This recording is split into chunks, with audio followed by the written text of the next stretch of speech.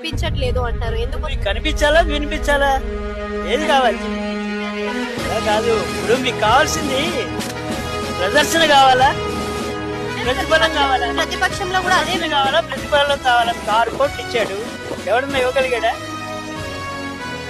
ప్రదర్శన కావాలా, ప్రతిఫలం కావాలా? వాడు ప్రదర్శించాలంటే బోల్డ్ చేస్తాడు యాక్షన్.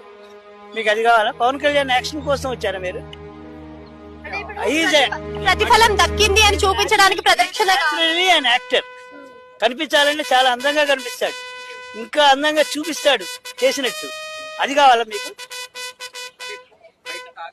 టాక్ ఎందుకండి, వాక్ కావాలి. వాక్ అంటే తెలుసా నీకు? వర్క్.